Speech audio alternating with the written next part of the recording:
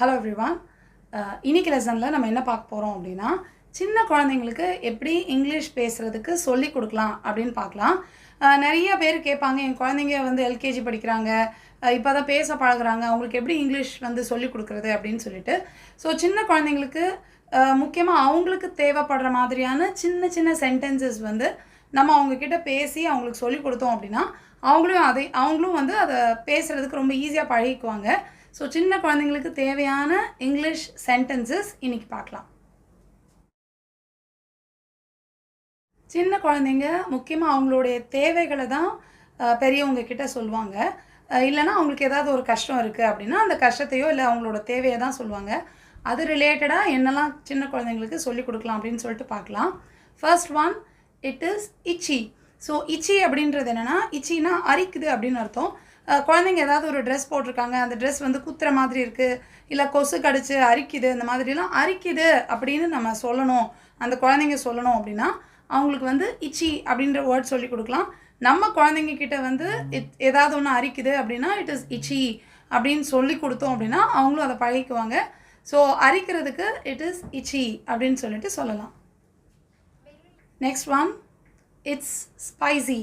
So it's spicy அப்படின்னா இது ரொம்ப காரமாக இருக்குது அப்படின்னு சொல்லி சொல்கிறதுக்கு இட்ஸ் ஸ்பைசி அப்படின்னு சொல்லலாம்.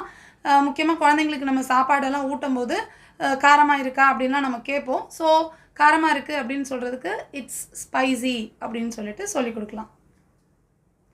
Next one, it's hot. So it's hot அப்படின்றத வந்து எப்போல்லாம் வந்து நம்ம சொல்லலாம் அப்படின்னா, வெதர் வந்து ரொம்ப ஹாட்டாக இருக்குது, ரொம்ப வெயிலாக இருக்குது அப்படின்னாலும் இட்ஸ் ஹாட் அப்படின்னு சொல்லலாம். இல்லை நம்ம குடிக்கிறதுக்கு ஏதாவது கொடுக்குறோம் அப்படின்னா அந்த குழந்தைங்க வந்து ரொம்ப சூடாக இருக்குது அப்படின்னு சொல்லணும் அப்படின்னா இட்ஸ் ஹாட் அப்படின்னு சொல்லிட்டு சொல்லலாம். Next one, it's cold. It's cold அப்படின்றது அதே மாதிரி தான், வெதர் கண்டிஷனையும் நம்ம சொல்லலாம். ரொம்ப குளிருது அப்படின்னு சொல்கிறதுக்கும் இட்ஸ் கோல்டு அப்படின்னு சொல்லலாம். இல்லை ஏதாவது ஒரு ஐஸ்கிரீம் அந்த மாதிரி ஏதாவது சாப்பிட்றாங்க, அது ரொம்ப சில்லுன்னு இருக்குது, அது ரொம்ப கோல்டாக இருக்குது அப்படின்னு சொல்கிறதுக்கும் இட்ஸ் கோல்டு அப்படின்னு சொல்லிட்டு சொல்லலாம். Next one, I am full. So I am full அப்படிங்கிறது வந்து எப்போ சொல்லலாம் அப்படின்னா, வயிறு நிறைஞ்சிருச்சு அப்படின்னு சொல்கிறதுக்கு ஐ எம் ஃபுல் அப்படின்னு சொல்லலாம். குழந்தைங்களுக்கு வந்து நம்ம சாப்பாடு ஊட்டி விடும்போது பாதியிலே போதும் அப்படின்னு சொல்லுவாங்க. போதும் அப்படின்னு சொல்கிறதுக்கு வந்து ஐ எம் ஃபுல் அப்படின்னு சொல்லி நம்ம சொல்லி கொடுத்து பழக்கலாம். அப்படி சொன்னாங்க அப்படின்னா உங்களுக்கு வயிறு நிறைஞ்சிச்சு அப்படின்னு சொல்லிட்டு அர்த்தம். Next one, it's paining. It's paining அப்படின்றது வந்து அடிக்கடி குழந்தைங்க எங்கேயாவது அடிபட்டுட்டு வருவாங்க, எங்கேயாவது வந்து வலிக்குது அப்படின்னு சொல்லுவாங்க, வயிறு வலிக்குது, தலை வலிக்குது, இந்த மாதிரிலாம் வலிக்குது அப்படின்னு சொல்கிறதுக்கு இட்ஸ் பெயினிங் அப்படின்னு சொல்லி கொடுக்கலாம். இதே இது வேறு மாதிரியும் சொல்லலாம், இட் ஹர்ட்ஸ் அப்படின்னு சொல்லலாம். அதாவது நம்ம வந்து இந்த இட் ஹர்ட்ஸ் அப்படின்னாலும் வலிக்குதுன்னு தான் அர்த்தம். ஆனால் இது வந்து எப்படி அப்படின்னா, நம்ம ஏதாவது ஒன்று அவங்களுக்கு செஞ்சு விடுறோம். இப்போ வந்து சின்ன குழந்தைங்களுக்கு காது குத்துறாங்க, இல்லை கம்மல் போடுறாங்க, ஏதோ ஒரு சின்ன காயம் இருக்குது, நம்ம அதை வந்து அதுக்கு மருந்து போடுறோம், இல்லை ஏதோ ஒன்று நம்ம அவங்களுக்கு செய்யும்போது வலி இல்லாத இடத்துல நம்ம வந்து அதை தொடும்போது அதில் வலி உண்டாகுது அப்படின்னா இட் ஹர்ட்ஸ் அப்படின்னு சொல்லிட்டு சொல்லலாம். அந்த மாதிரி நம்ம வந்து குழந்தைங்களுக்கு சொல்லிக் கொடுக்கலாம். இந்த மாதிரி வலிக்குதுன்னா இட் ஹர்ட்ஸ்ன்னு சொல்லணும் அப்படின்னு சொல்லிட்டு சொல்லிக் கொடுக்கலாம். Next one, it's yummy. So it's yummy அப்படின்றது வந்து ஏதாவது ஒரு சாப்பாடு கொடுக்குறோம், இல்லை ஏதாவது ஒரு சாக்லேட் ஐஸ்கிரீம்லாம் கொடுக்கும்போது ரொம்ப டேஸ்டியாக இருக்குது அப்படின்னு சொல்கிறதுக்கு இட்ஸ் யமி அப்படின்னு சொல்லிட்டு சொல்லலாம். Next one, I need some more. I need some more அப்படின்னா எனக்கு இன்னும் கொஞ்சம் வேணும் அப்படின்னு கேட்குறது தான் ஐ நீட் சம் மோர் அப்படின்னு சொல்லிட்டு சொல்லலாம். இப்போ குழந்தைங்க சாப்பிட்டுட்டு இருக்கும்போது நம்ம கொஞ்சமாக வச்சுருப்போம், அவங்களுக்கு இன்னும் கொஞ்சம் வேணும் அப்படின்னு அவங்க கேட்கணும் அப்படின்னா ஐ நீட் சம் மோர் அப்படின்னு சொல்லிட்டு கேட்கலாம். Next one, I need some water. I need some வாட்டர்னா எனக்கு கொஞ்சம் தண்ணி வேணும் அப்படின்னு கேட்குறதுக்கு, முக்கியமாக குழந்தைங்க சாப்பிட்டுட்டு இருக்கும்போது தண்ணி வேணும் அப்படின்னு கேட்குறாங்க அப்படின்னா ஐ நீட் சம் வாட்டர் அப்படின்னு சொல்லி கேளுங்க அப்படின்னு நம்ம சொல்லி கொடுக்கலாம். Next one, it's not comfortable. It's not comfortable அப்படின்றது வந்து இது எனக்கு வந்து நல்லா இல்லை, வசதியாக இல்லை அப்படின்றது அப்படி சொல்கிறதுக்கு இந்த மாதிரி சொல்லலாம். இது எப்போல்லாம் சொல்லலாம் அப்படின்னா, நம்ம ஏதாவது ஒரு ட்ரெஸ் வாங்கி கொடுக்குறோம், சில ட்ரெஸ்ஸஸ்லாம் நிறையா சீக்வென்ஸ் எல்லாம் வச்சுருக்கோம், அதெல்லாம் வந்து குழந்தைங்களுக்கு போட்டுவிட்டோம், அதுவும் இந்த வெயில் நேரத்துலாம் போட்டுவிட்டோம், கசகசன்னு இருக்கும் அவங்களுக்கு, அது ரொம்ப கம்ஃபர்டபுளாக இருக்காது, அழுதுகிட்டே இருப்பாங்க, இல்லை பிடிக்கலன்னு சொல்லுவாங்க. ஸோ அந்த மாதிரி கம்ஃபர்டபுளாக இல்லாததை வந்து இட்ஸ் நாட் கம்ஃபர்டபுள் அப்படின்னு சொல்லி நம்ம சொல்லிக் கொடுக்கலாம். அதே மாதிரி முக்கியமாக ஷூஸ் போடும்போதும் காலில் வந்து ரொம்ப இறுக்கமாக இருக்குது, அவங்களுக்கு வந்து அது வசதியாக இல்லை அப்படின்னா இட்ஸ் நாட் கம்ஃபர்டபுள் அப்படின்னு சொல்லிட்டு சொல்லலாம். Next one, stay here. Stay here அப்படின்னு சொன்னால் இங்கே இரு அப்படின்னு அர்த்தம்.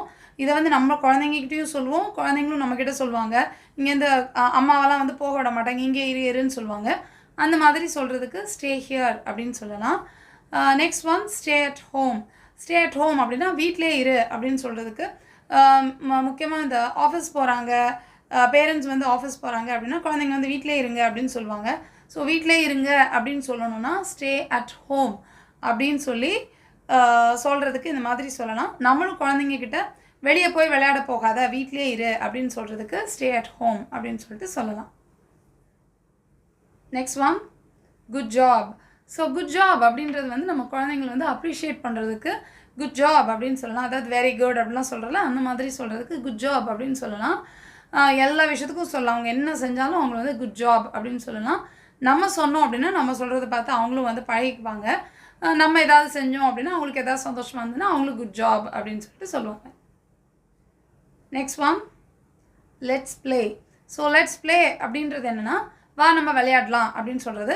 சின்ன குழந்தைங்க வந்து நம்ம வந்து வா விளையாட போகலாம், நம்ம விளையாடலாம், சேர்ந்து விளையாடலாம் அப்படின்லாம் சொல்கிறதுக்கு லெட்ஸ் ப்ளே அப்படின்னு சொல்லிட்டு சொல்லலாம். நம்மளும் சொல்ல அவங்களும் வந்து அவங்களையும் நம்ம விளையாட கூப்பிடும்போது லெட்ஸ் ப்ளே அப்படின்னு சொல்லிட்டு அவங்களும் பழகிப்பாங்க. Next one, don't be chat.